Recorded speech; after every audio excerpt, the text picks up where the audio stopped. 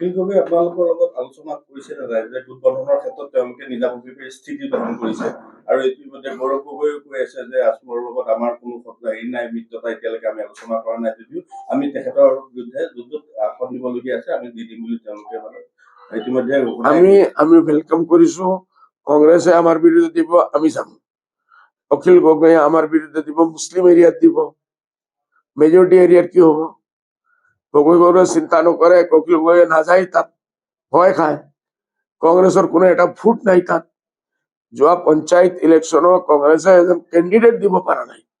That means ডাব্বা খালী। আমি চবে মিলি, মই বাৰ বাৰ কৈ আছো, আমি চবে মিলি যুদ্ধ কৰো যদি 24টা সিট, মুসলিম মাইনরিটির 24টা সিট আমি বাটি লওঁ, ঠিক আছে। অখিল গগৈ 4টা পাব, আমি 10টা পাম, কংগ্রেস 10টা পাব, 24টা হয়ে গল। তাহলে ভোট বাটাবাটি তো হয়ে গল না। এইটো করার কারণে কংগ্রেস পাওয়ারে যাব পারিব নেকি? আমার তো এটাই ইচ্ছা আছে, এক হয়ে আমি যদি লড়ো, কংগ্রেসক মেজরিটি দিব লাগে, মেজরিটি যে কংগ্রেস কমসে কম স্ট্যান্ড করুক। আমি একটু নিবিচাৰো যে কংগ্রেস হাউসত গৈ খালি মাইনরিটি হয়ে যাব। হাউসত যে মাইনরিটি যে মর্যাদা পাব লাগে, অপজিশন পাব লাগে, এইটোও কংগ্রেসে নাপাব, যেটো মই দেখি আছো। আর এইটো কংগ্রেসের ভুল। আপনার চাওক, কমসে কম নহলে 100টা বাইক আছে আমার, আপোনালোকে কলে মই আপোনালোকক দি দিব পাৰিম। যে 5 বছৰ পৰা মই কৈ আছো, ভূপেন বৰাই কৈছিল যে আজমল বিজেপিৰ বি টিম, আৰ মই কৈছো কংগ্ৰেস বিজেপিৰ এ টিম। আৰ এইটো মই প্ৰুফ বাৰ বাৰ কৈছো যে ভূপেন বৰাই ৰাতি গৈ হেমন্ত বিশ্ব শৰ্মাৰ পৰা পেকেট লয়। কংগ্রেসের আরো কেইটামান নেতা আছে যে এতিয়া বিজেপি লগে যাব, ই অকলে গৈ পইচা নাই। আপোনালোকে জানে আজকে কি নাম রোহার MLA গল, আমার সিদ্দিক দা গল, আপনার শেরমান আলী গল, সবটো কৈছে না। কিয় কাৰণে যে কমৰ মাত মাতিব নোৱাৰে, কংগ্ৰেসে মাতিব নিদিয়ে। যে মই আগৰ পৰাই প্ৰেডিকশ্যন কৰিছো যে এইবাৰ কংগ্রেসের লিডারশিপ বিজেপির লগত যাব। আর সেইদিনা হেমন্ত বিশ্ব শর্মায় ভূপেন বরাক বাজুত লৈ যে প্রেস কনফারেন্স দিছে, ইটস এ ভেরি কুৱেশ্যনেবল মাৰ্ক। কি কৈছে যে অখিল গগৈৰ লগত মুসলিম যিমান লিডাৰ আছে অখিল গগৈলৈ যাব। মতলব অখিল গগৈ একবাৰ ইউডিএফৰ নাম লোৱা নাই। আমি 15, 16 জন 18 জন বিধায়ক লৈ পাইছো, আমার নাম তো একবারও লোৱা নাই। যদি আমি তার বিজেপির বি টিম আছিলো, আমার নাম বেশি লব লাগিছিল। এটু ক্লিয়ার হয়ে গল যে বিজেপির বি টিম অখিল গগৈ, আর অখিল গগৈ বিজেপি হই এই যে মুসলিম এরিয়াত গৈ হু হু আর যে চিৰ কৰিছে, এইটো হেমন্ত বিশ্ব শৰ্মাৰ পেইড সাৰ্ভেন্ট। ডেইলি ৰাতি গৈ যদি অখিল গগৈ পইচা নলয়, হেমন্ত বিশ্ব শৰ্মাৰ পৰা চলিব নোৱাৰিব। দ্বিতীয় হল মুছলমানক লগাই দিছে, বোলে আপোনালোকে ইউডিএফৰ লগত কৰিব নালাগে। ইউডিএফৰ লগত যদি কৰে পাৱাৰত আহি যাব। ফাটাফাটি কৰি দিছো, ফাটাফাটি। ৰাজ্যসভাৰ মামলা মোৰ লগত ক্লিয়াৰ কৰি দিছে, আজমলক ভোট দিব নালাগে, আজমলক সাপোর্ট দিব নালাগে। যদি আজমলক সাপোর্ট দিয়ে সি তার যে 3 জন কৈছে আমি শিকাই লৈ যাম, 2 জন আমার ক্লিয়ার আছে। হেমন্ত বিশ্ব শর্মা কি কৈছে 3য় জন আমার রেডি আছে, একদম হাজু, আমি 3য় নমিনেশন দিম আর মই ওলাই যাম। এইটো কোনে ওয়াকওভার দি আছে? রাস্তাটো কংগ্রেসে অখিল গগৈয়ে সাফ করে দি আছে, ওয়াকওভার দি আছে, রোডটো ক্লিয়ার কৰি আছে। বোলে 3য় এইটো অসমৰ কাৰণে দুৰ্ভাগ্যৰ কথা। কংগ্রেসের কারণে, কংগ্রেসের গঠবন্ধনের কারণে, অখিল গগৈর কারণে ডুবিয়া মরার কথা। যে আমি 3 জন বিরোধী আছে, 3য় আমি এনেও লৈ লব পারো। কংগ্রেসে হোক না, বলে আগে আমাক দিছে, এইবারও আপনালোকে আমাক সাপোর্ট দিয়ক। চাওক, মই এটা মত আছে, যদি মোক সাপোর্ট নিদিয়ে কোনো কথা নাই। কোনো এজন শিক্ষিত মানুষ, ইন্টেলেকচুয়াল, যে হিরণ গগৈ চাও, আমার মুসলমানের ভিতরে হাফিজ দা আছে, চর্চাপরি হি আছে, আৰু একজন আমাৰ একদম আৰম্ভণিৰ পৰা গুৱাহাটী ইউনিভার্সিটির একজন প্রফেসর আছিল, দাঁড়িয়ালা মুসলমান, মোর ইয়াদ নাই নাম, মই নাম লম আপোনালোকক দিম।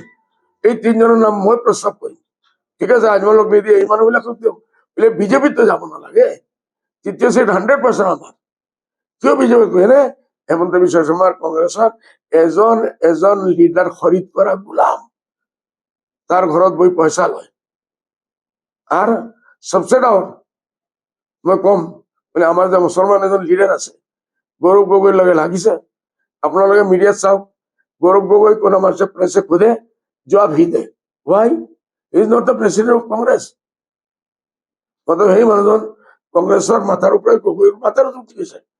এই ধরনের বিক্রি বিচারে যে মই বেছি থাকি বেছি চিট মুছলিম এলেকাত আনি দিওঁ তে ৰাহুল গান্ধীৰ ওচৰত প্ৰিয়ংকা গান্ধীৰ ওচৰত মেট্ৰেক্টৰ গৈ মোৰ ওজন বাঢ়ি দিব দল শেষ হৈ যাব কোনো কথা নাই শেষ হৈ যাওক কোনো কথা নাই কিন্তু মোৰ ওজন থাকিব লাগে এইটো গৌৰৱ গগৈ বুজিব লাগে গৌৰৱ গগৈ একজন মই গেৰেণ্টি দিব পাৰো মৰি গ'লেও কোনো এক পইচা নল'ব বোলে বাকী কিমানজন কংগ্ৰেছৰ লগত আছে আৰু কিমানজন বিজেপিৰ খৰিদ কৰা গোলাম এইটো আমি ক'ব নোৱাৰো আৰু এইটো নম্বৰ 1 প্ৰুভ হৈছে বিজেপি মোক সাপোৰ্ট নকৰে মতলব বিজেপি সাপোৰ্ট কৰি আছে কংগ্ৰেসে মোক সাপোৰ্ট নকৰে এৰ মতলব সিধা সিধি হল বিজেপিক সাপোৰ্ট কৰি আছে এতিয়া মই নতুন কথা কৈছো ঠিক আছে আমাক দিব নালাগে আপোনালোকে ইন্টেলেকচুয়াল মই 3টা নাম দিছো আৰু যদি কোনো ভাল মানুহ থাকে নাম লৈ যাওক আমি সাপোৰ্ট দিম তথাপিও তৃতীয় সিটটো আমি বিৰোধীসকলে ল'ব লাগে এনেই হওক বিজেপি যাব নালাগে এইটোই মোৰ ইচ্ছা এইটোই মোৰ সপোন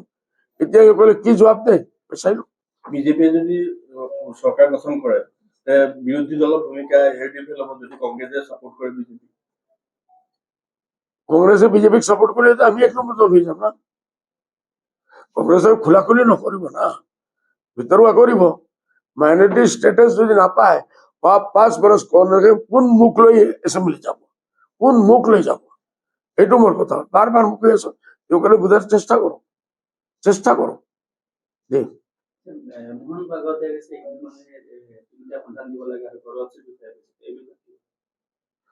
মইতো ৱেলকাম কৰিম ভাই মোহন ভাগৱতে যদি কয় আপোনালোকে চাওক আমিতো ডাইৰেক্ট মোহন ভাগৱতক ৱেলকাম কৰিব নোৱাৰো তেখেতৰ আইডিয়লজি আমাৰ আইডিয়লজি 100% অপজিট মোহন ভাগৱত যেটা কৈছে মই নিজে বম্বে দিল্লী মাদ্ৰাছ বেংগলোৰ আমি যাওঁ আমেৰিকাত যাওঁ লণ্ডনত যাওঁ হিন্দু ফ্যামিলিৰ ভিতৰত এটাই বাচ্চা জন্ম দেয় কিছুদিন আল্লাহ নকৰো এক্সিডেন্ট হৈ মৰি গল তো মা বাপে খালি এই বয়সত জন্ম দিবতো নোৱাৰে না শক্তি নাই কিছু মানুহৰ 2জন হয় একজন মৰি গল একজন আমেৰিকাত গল ফ্যামিলি লৈ মা বাপে তো বম্বেত আপুনি পাওক এভৰি ইয়াৰ কমসে কম 10-20টা নিউজ পাইব বুঢ়া মানুহৰ ঘৰত ফ্লেট মাৰ্ডাৰ হৈছে কিয় মাৰ্ডাৰ হৈছে কেউ নাই বুঢ়া মানুষ চলিব নোৱাৰে আওলাদ সন্তানে গৈছে আমেৰিকাত এজন মৰি গৈছে এক্সিডেন্ট হৈ গল 2জনই গৈছে কমসে কম 3জন 4জন সকলে জন্ম দিব লাগে এইটো মৰমত দিব লাগে আৰ মই তেখেতক ধন্যবাদ দিম যদি তেখেত আমাৰ মুসলমানকো কিছু পাৰমিশন দেয় মুসলমানে কিমান বাচ্চা পয়দা কৰিব লাগে এইটো কৈ দিলে আৰু ভাল সাজেশন দিলে আমি চেষ্টা কৰিম ৰাজনৈতিক প্ৰেক্ষাপটলৈ আহিছো বিনাকান্দি সমষ্টিটো এটা উল্লেখনীয় সমষ্টি ৰূপান্তৰিত হৈছে বিশেষকে এজেপি নতুন নেতা ওলাইছে বিজেপিও তাত সমান্তৰালভাৱে প্ৰচাৰ চলাই আছে কংগ্ৰেছো ৰৈ থকা নাই আৰু এউডিএফ পুনৰ তাত সক্ৰিয় হৈ আগৰ পৰা যিহেতু আছে এতিয়াও সক্ৰিয় হৈ আছে এই সমষ্টিটোত মানুহৰ অভাৱ হৈ আছে আপোনালোকে যদি মিত্ৰতা কৰে কেনেকুৱা হ'ব প্ৰেক্ষাপটটো কেনেকুৱালৈ যাব ৰাজনীতিৰ প্ৰেক্ষাপট মিত্ৰতা ইসকলে কৰিবলৈ নিদিয়ে এইটো ক্লিয়াৰ কংগ্ৰেছে কৰিবলৈ নিদিয়ে হেমন্ত বিশ্ব শৰ্মাই নিবিচাৰে ইসকল মগজ ইস্তেমাল নকৰা নাই পলিটিক্স নকৰা নাই আমাৰ যমুনা মুখ বিজেপি ৰুল আউট বিজেপিয়ে এজন নেতা ওলাইছে শুনিছো এতিয়ালৈকে তাৰ চেণ্টাৰ গুৱাহাটীৰ পৰা কোনো ক্লিয়াৰেন্স অহা নাই কিয় ইমান কোটি টকা খৰচ কৰি আছে পাব্লিচিটি বিজেপি যমুনা মুখ জিকাৰ কোনো দিন কোনো কোয়েশ্চেন হয়েছে কোয়েশ্চেনই নুঠে বাকি থাকিল 3 পার্টি আমি 20 বছৰ পৰা আছো আমাৰ কিমান কাম কাজ আছে আমাৰ মানুহবিলাকে প্ৰচাৰ কৰিব আৰু মানুহে দেখিব যে নতুন যিসকল আহি আছে ইলেকশ্যন আহিলে 6 মাহ আগে নতুন কাপড় পিন্ধি টাইটু পিন্ধি আর মিডিয়া লোকাল মিডিয়া জানি কিছু মাতি দিলে ইলেকশ্যন হৈ যায় নেকি পাব্লিক ইমান ভুলভক্ত নহয় আজিকালি মানুহ ইমান বুজাই নহয় মিডিয়া আছে সোশ্যাল মিডিয়া করে আছে কংগ্রেসের যে নেতাজন আছে আমি একটা ভাল মানুষ লড়াটো ভাল গরিব মানুষ পয়সাই নাই পয়সা বিনা আজিকালি ইলেকশন লড়িব পাৰিব নেকি কোনো ডাউট নাই ইনশাল্লাহ ইউডিএফ জিকিব ইনশাল্লাহ আৰ বহুত বেশি ভোটে জিতিব পাৰ্টি চাওক এতিয়ালৈকে পাৰ্টিয়ে ডিক্লেয়াৰ কৰা নাই আনঅফিচিয়ালি সিৰাজ ভাই বেমাৰ এইটোৰ কাৰণে সমষ্টিৰ মানুহে 99% মানুহে বিচাৰিছে মই উঠিব লাগে মই ফিল্ডত আছো কাম কৰি আছো আপোনালোকে দেখিছে এতিয়া আমাৰ পাৰ্টি ডিচিশ্যন ল'ব ডিসিশন পাৰ্টীয়ে আপোনাক দিয়ে প্ৰক্ষেপ কৰে তে আপুনি এই বীণা কান্তিক বাধ্য হৈ যাম মই বাধ্য হৈ যাম পাৰ্টি ডিসিশন এটা ফাইনেল ডিসিশন এতিয়া কিমানটা অসমত কিমানটা সমষ্টিত আপোনালোকে এআৰডিএফ পাৰ্টি আমি 25টা দি আছো 20-22টা আমি জিকিম বুলি আশা আছে যদি এই কংগ্রেসে আর অখিল গগৈ গন্ডগোল নকরে অখিল গগৈ যদি গন্ডগোল করে কংগ্রেসও করে তো আমি তো ডুবে সালাম তুমকো বি লে ডুবে আমরা তো মরবই মরবো আমি তো মরিম তোমালোকক লৈ মরিম দুজন বিধায়কে জনে দিছে বন্ধু আপোনাৰ ঘনিষ্ঠ আরে ইলেকশন আহিলে হয় রে বাবা পানি যেতিয়া ঘোলা হৈ যায় মানুষ মাছ শিকার করা যায় কিছু জালৰ বাহিৰত যায় কিছু সিফালৰ পৰাও হয় এটাও তো হয় যদি দল ত্যাগ কৰে দলৰ বৃহৎ ক্ষতি হ'ব বন্ধু কোনো ভাই আমার মানুহবিলাক চাওক দুইজনক তো আমি 1.5 বছর আগে বিলম্বিত করেছি এতিয়া এক থাকিল সাধু ভাই সোনাইর ভাই বলে আপনারা যদি খোঁজে মোৰ লগত ভাল মানুহ আমাৰ লগত আছিল কোনোদিন আমাৰ দলৰ কোনো বেয়া কৰা নাই আর আমার তার লগত সাপোর্ট আছে ই শুনিছো বিজেপিত গৈছে বিজেপিত যদি যায় আমার কারো অসুবিধা আছে কারণ বিজেপিত যোৱা নাই ইনডাইরেক্ট বিজেপিত গৈ আছে এজিপিত গৈ আছে মই তাক বুজাইছো তুমি ইন্ডিপেন্ডেন্ট উঠা তোমার মানুহে তোমাক সাপোর্ট দিব আমিও সাপোর্ট দিম তুমি একদম এমএলএ হয়ে যাব নিশ্চয় থাকো এতিয়া শুনি আছো এজিপিত যাব যদি এজিপিত যায় আমি তো ক্যান্ডিডেট দিবই লাগিব ভাই এজিপিত মতলব বিজেপিত গৈছে আমি তো ক্যান্ডিডেট দিব লাগিব তেতিয়া কোন জিকে সাজুভাই জিকে আমার ক্যান্ডিডেট জিকে যে জিতিব ৰাইজৰ যিটো ফেসলা হব আমি মাথা মানি লৈ ল'ম অমিত শ্বাহে ইতিমধ্যে 3 দিনীয়া কাৰ্যসূচী লৈ অসমত আছে আৰু বিশেষকে ৰণসিঙা বজাই আছে যে পুনৰ বিজেপি গঠন কৰিব এই ক্ষেত্ৰত আপোনাৰ প্ৰতিক্ৰিয়া কি আৰু তাৰ লগতে সংগতি ৰাখি ইতিমধ্যে ভূপেন বৰাই বিজেপিত যোগদান ইতিমধ্যে কৰি দিলে আৰু কংগ্ৰেছৰ এই স্থিতি বৰ্তমান স্থিতি কি বুলি ভাবে আপুনি কংগ্রেসের স্থিতি বহুত বেয়া বহুত বেয়া বহুত বেয়া কংগ্রেসের সিরিয়াসলি চিন্তা করো আর এজন মুসলিম লিডারের উপরে তো কংগ্রেস যদি মুসলিম দল বানাই দিছে আমি তো ইউডিএফ কোনোদিন কোৱা নাই মুসলিম দল এতিয়া কংগ্রেস মুসলিম দল হৈ আছে কংগ্রেসের হিন্দু কোনো ভোট নাই শেষ করে দিছে এতিয়া এই হালতে অসমৰ যে ইলেকশন যে অহা দিন আহিব বহুত বেয়া হৈ আছে পहिले অসমৰ মই এটাই কম দিল্লীৰ কংগ্ৰেছ সকলৰ ৰাহুল গান্ধীক কম প্ৰিয়ংকা গান্ধীক যে বিহাৰত মই দেখিছো ইলেকশনৰ আগে more than 31 tour করেছে পার্লামেন্টে প্রাইম মিনিস্টারে আর মাত্র 6টা করেছে মিটিং করেছে রাহুল গান্ধী 6টা লাভ 6টা সিট পাইছে যদি 30টা করিলে হয় 30টা সিট পালে হয় আমি অসমত কৈ কম বোলে যদি আপনি সিট ইচ্ছা থাকে ভাড়া করে আর কি হয় যদি রাহুল গান্ধী আহে ইসকলে লৈ এই মুসলিম এরিয়া ঘূৰাব বৰপেটাত যাব তুমি যাব আপোনালোকে যোৱাবাৰ চাওক এইটো লৈ ঘূৰিছে লাভ কি হৈছে আল্টিমেটলি অসমীয়া কোনো মানুহৰ এটা চি বাগানৰ আগে এটা কথা আছিল বাগানী একদম আলি আর কুলি দুই জগত আছে আমি সেফ নাই এতিয়া আলিও ওলাই গল কুলিও ওলাই গল এতিয়াও মই সময় আছে যদি পাৰে ৰাহুল গান্ধী বাৰ আহক প্ৰিয়ংকা গান্ধী বাৰ আহক আৰ অসমীয়া এৰিয়াত যাও এই ভোটটো কাৰণে আমাৰ ইয়াৰ যে কংগ্ৰেছৰ ভোট আছে এইটো আছেই আছে এইবাৰ কংগ্ৰেছৰ কম হব এতিয়া অখিল গগৈ দি আছে অখিল গগৈ লৈ যাব আমিও লৈ যাম বুঝি পাইছে নি এটা ক্যালকুলেশন আছে অসমৰ মানুহ ইমান বুজাই নহয় আমার মানুষ বুঝি আছে কংগ্রেসে নিজে বাঁচাবার কারণে আমি একটা ফর্মুলা দিছো যদি কংগ্রেসে পারে এটার উপর চিন্তা করো মোদীজি এভরি 2 months আহি আছে আরম্ভ করেছে অসম অমিত শাহ আহি আছে আরো ডাঙৰ ডাঙৰ লিডাৰ কংগ্ৰেছৰ কোন কংগ্ৰেছৰ কোনো লিডাৰই নাই ৰাহুল গান্ধী আহিব ইয়া প্ৰিয়ংকা গান্ধী আহিব অল ইন্ডিয়াত 5-6টা জায়গাত ইলেকশন আছে ক'ত যাব বলে অসমত প্ৰায়োৰিটি দিব লাগে এনে আমি নিবিচাৰো কোনো চৰতে বিজেপি আকৌ একবাৰ পাৱাৰত আহক এটোৰ কাৰণে মই হাত জোড়ি राहुल गांधी प्रियंका गांधी जी কৈছো आप लोग आइए बार आइए और आसाम को जिता के ले जाइए we are with you election যেতিয়া আহে স্যার অসমতে হওক বা য'তে নহওক অসমৰ আকাশত হেলিকপ্টাৰ দেখিবলৈ পোৱা যায় এবাৰ হ'ব এইবাৰ আপোনালোকৰ দলৰ পৰা হ'ব। হেলিকপ্টাৰ যোগাৰ সব হৈছে থাকিব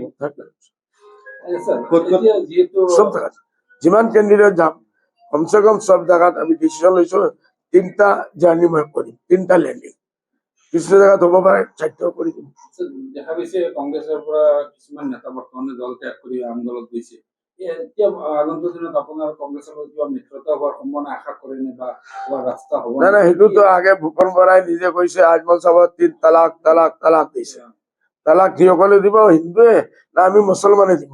আমি আপোনালোকৰ সন্মুখত কৈ আছো, আমি কংগ্ৰেছত তালাক তালাক তালাক, আৰু যদি লাগে আৰু 2টা বেছি দি দিম, চিন্তা আমাৰ কাম হৈ যায়।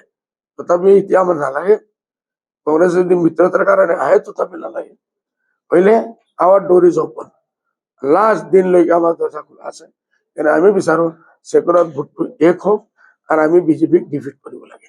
হেমন্ত বিশ্ব শৰ্মা অসমৰ পৰা বিদায় দিব লাগে। এইটো আমাৰ নম্বৰ 1 এজেণ্ডা। মিত্ৰতা মানে প্ৰসংগ আহিলে আপোনালোকে একচেপ্ট কৰিব? আহিলে মইতো কৈছো লাষ্ট টাইমলৈকে আৱাৰলৈকে আমাৰ দৰ্জা খোলা থাকে। যদি আহে বি ৱেলকাম। মানে আগতে ভূপেন বৰা বাধা দি আছিল বুলি আপুনি মানে উল্লেখ কৰিছে। না না, এতিয়াতো সেম কথাটো গৌৰৱ গগৈ কৈছে, মতলব নহব। এতিয়া যদি দিল্লী কোনো প্ৰেছাৰ দিয়ে, আমাৰ দিল্লীলৈকে কোনো যোগাযোগ নাই, আমি নকৰো। বুজি পাইছে নেকি? বীণা কান্তিত এটা কথাই কৈ আছে যে পঞ্চায়ত ইলেকশ্যন গ'ল, AUDF এটা চিটো নাপালে, কংগ্ৰেছে পালে। আৰে ভাই, পঞ্চায়ত ইলেকশ্যন যে কিছু হয় হ'ব পাৰে, লোকেল ইলেকশ্যন থাকে। এতিয়া আপোনালোকে চাওক না, ইনশাআল্লাহ আজি মই বহুত ডাঙৰ কথা নকওঁ, আজি 20-22 দিন হৈ গ'ল মই ফিল্ডত আছো। ন কংগ্ৰেছ, ন ৰাইজৰ দল, ন ৰেজাউল কৰিম সাহেব, ন বুৰহান, কি নাম কংগ্ৰেসেৰ ৰেহান, কোনো পাত্তা নাই। অনলি ইউডিএফৰ আৱাজ ঘৰে ঘৰে, দরজা দরজাত একই আওয়াজ চলি আছে, ইউটিএফ জিন্দাবাদ, ইউডিএফ জিন্দাবাদ, মৌলানা বদরুদ্দিন আজমল জিন্দাবাদ। স্যার, বীণা গান্ধী সমস্যা এই যে কিয় ইউডিএফ ইমান আকোৱালি লয়, কাৰণটো কি বৈশিষ্ট্য বা কি গুণাগুণ? 20 বছৰ আজমলে কাম কৰিছে। মোৰ হস্পিটেলে অন ৰেকৰ্ড আপোনালোকে যাওক, মই দেখাই দিম। 12 কোটি টাকা 5 বছৰ চিনাই বাঢ়িছে। বীণা গান্ধীৰ মানুহৰ ওপৰত ট্ৰিটমেণ্টত 12 কোটি টাকা খৰচ কৰিছে। এইটো কোনে দিব? কোনো এজন আছে নি? 1 কোটিও নাই। 1 কোটিৰ মালিকো নাই, কেনেকুৱা দি দিব? আমাৰ 10-12টা স্কুল এইটো লৈ বহি আছে। 10-12টা স্কুল বনাইছে আজমলে 5 বছৰৰ ভিতৰত, বনাব পাৰিব নেকি? মই যেটো নতুন প্ৰগ্ৰাম লৈ আছো 5 বছৰৰ কাৰণে, কমসে কম 4টা জিপিত আমি 12-12টা স্কুল কৰি 50টা স্কুল আমি কৰিম। আজমল ফাউণ্ডেশ্যনে কৰিব 5 বছৰৰ ভিতৰত।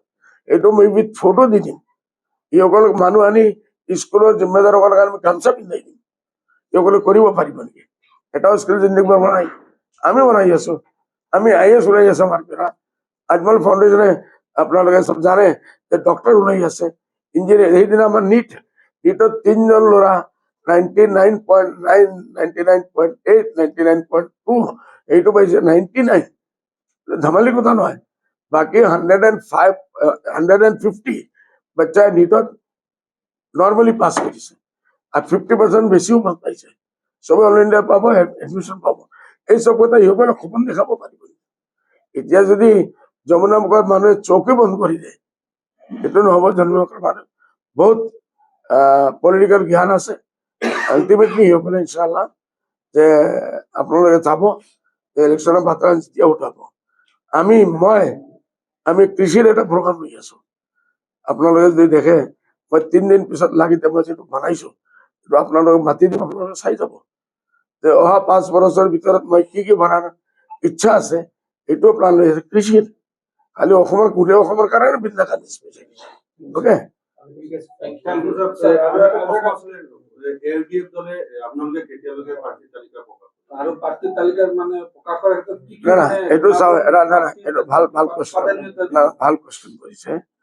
যে যেতিয়ালৈকে একেলগে দৌৰত আমি আছো, কংগ্ৰেছ আছে, আমি আছো, বিজেপি আছে, ৰাইজৰ দল আছে, অখিল গগৈ আছে, ভাৰতীয় আছে। যদি আগৰ পৰা আমি আমাৰ পত্তাটো খুলি দিওঁ, তাছ খেলা জানে তো, খেলা জানে না নাজানে? মই পত্তা যদি আগেই খুলি দিওঁ, কংগ্ৰেছে আৰু ষ্ট্ৰং এজেণ্ট দি দিব। সবে যেতিয়া খুলিব, সবৰ পত্তা খুলি গৈছে, আমি আমাৰ পত্তা খুলি দিম। আগে নকৰো আমি, পাগল নহয়। মোৰ 20 বছৰৰ এক্সপিৰিয়েন্স হৈছে তো। সকলোৱে দিয়া বিচাৰে। সবে মানে এই ৰাজ্যসভাৰ যি 3গৰাকী নাম আপুনি উল্লেখ কৰিছে, সেইসকল যদি তেওঁলোকক প্ৰাৰ্থী হিচাপে প্ৰক্ষেপ কৰে, আপুনি সমৰ্থন কৰিব? কংগ্রেসে করিলে আমি সমর্থন করি। আমার 3জন, আমি নাম্বার 1 ডক্টর হিরণ গোহাই সাহেব, তেখেত আগেও না করেছে, এতিয়াও আমি প্রপোজ কৰিব পারি। আমার হাফিজ দা, বরপেটার বহুত প্রমিনেন্ট মানুষ, রাইটার, নাম আপনারা জানে, চর্চাপরির মানুষ। আর 3য় এজন আপনার কি নাম, কোনো পার্টির লগে নহয়, আমার লগত এই মানুহজনে বহুত এহসান কৰিছে। তেতিয়া আমি দল কৰিছিলো, সাপোৰ্ট কৰিছে। গুৱাহাটী ইউনিভাৰ্সিটি ঘৰত বহি আছে, হাইলি কোৱালিফাইড। আমি সেই নামটো দিম যদি কংগ্রেসে পারে। याम ना याम মান্নান। ना अब्दुल मन्नान साहब तो कांग्रेस अब्दुल मन्नान साहब कांग्रेस मानो 100% कांग्रेस জয়ন্ত বৰুৱাৰ নামো চৰ্চাত আহিছে ये জয়ন্ত বৰুৱাৰ নামো চৰ্চাত আহিছে। प्रतिदिन हम पारे आगे तो ऐसे সমৰ্থন থাকিব নেকি আপোনালোকৰ? যে সমৰ্থন থাকিব নেকি? কংগ্ৰেসেৰ দিয়ে যে আমি সাপোৰ্ট কৰি আৰ ভাল বন্ধু মাই নট এজন ইমান ডাঙৰ বিজনেসম্যান তখন আমি দিম Thank you. Okay. সাংবাদিক বন্ধুসকল